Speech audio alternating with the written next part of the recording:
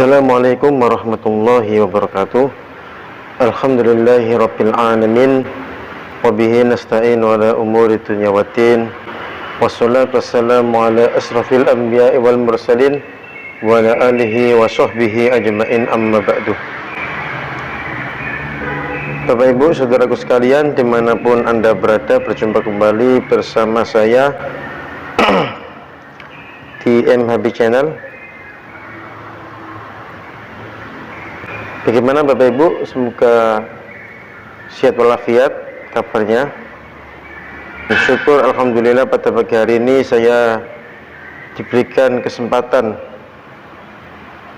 berupa kesehatan dan waktu senggang untuk membuat video kultum ini. Bapak Ibu yang dirahmati oleh Allah, di video kali ini saya akan membahas tentang tafsir surat Al-Furqan ayat 30. Surat Al-Furqan ayat 30, yang mana di dalam ayat ini Allah menjelaskan tentang keluhan Rasulullah Shallallahu Alaihi Wasallam kepada Allah Subhanahu Wa Taala tentang kondisi umatnya dalam memperlakukan Al-Quran. Di dalam surat Al-Furqan ayat 30 ini Allah Subhanahu wa taala berfirman, "Wa qala ar-rasulu ya rabbi inna qaumi ittakhadhu hadzal qur'ana mahjura." Yang artinya,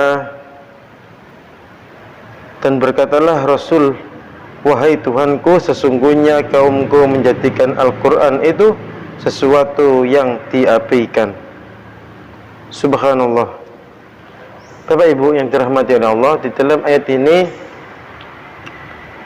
Allah menjelaskan bagaimana Rasulullah Shallallahu Alaihi Wasallam mengeluhkan tentang kaumnya dalam berlakukan Al-Quran. Di dalam tafsir Jalalain, karya dari Syekh Jalaluddin Al-Mahalli dan Jalaluddin As-Sayuti, dijelaskan bahwasanya Rasulullah Shallallahu Alaihi Wasallam, yaitu Nabi Muhammad Shallallahu Alaihi Wasallam, berkata, "Wahai Tuhanku, sesungguhnya kaumku atau kabilah Quraisy menjadikan Al-Quran ini sesuatu yang diasingkan atau ditinggal begitu saja." Maka Allah berfirman, ayat tersebut, yaitu wa qala rasulu ya rabbi inna qaumi ittakhadhu hadzal qur'ana mahjura.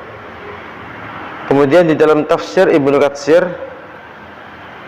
karya dari Syekh Ismail bin Umar Al-Quraisy bin Katsir, Allah Subhanahu wa taala menceritakan tentang Nabi Muhammad sallallahu alaihi wasallam bahwasanya dia mengatakan, "Wahai Tuhanku, sesungguhnya kaumku menjadikan Al-Qur'an ini sesuatu yang diabaikan." Demikian itu karena orang-orang musyrik tidak mau mendengarkan Al-Quran dengan penuh ketaatan, tidak mau pula mendengarkannya. Makna ayat ini sama dengan apa yang disebutkan oleh Allah Subhanahu wa taala dalam ayat yang lain, yaitu surat Fussilat ayat 26, dan orang-orang yang kafir berkata, "Janganlah kamu mendengar dengan sungguh-sungguh akan Al-Quran ini dan buatlah hiruk pikuk terhadapnya." Yaitu wa qala alladzina kafaru la tasma'u li hadzal qur'ani walghaw fihi la'allakum taghlibun. Jadi ayat 30 dari surat Al-Furqan yang berbunyi wa qala rasulu ya rabbi inna qaumi ittakhadhu hadzal qur'ana mahjura, itu redaksinya hampir sama dengan surat Fussilat ayat 26 yang berbunyi wa qala rasulu ya wa qala alladzina kafaru la tasma'u li hadzal qur'ani walghaw fihi la'allakum taghlibun. Apabila dibacakan Al-Quran kepada mereka, mereka melakukan hiruk pikuk dan banyak berbicara tentang hal lainnya sehingga orang-orang tidak dapat mendengarkannya. Ini merupakan salah satu sikap abai terhadap Al-Quran, tidak mau beriman kepada Al-Quran serta tidak mau membenarkan membenarkannya, termasuk sikap meninggalkan Al-Quran, dan termasuk pula ke dalam pengertian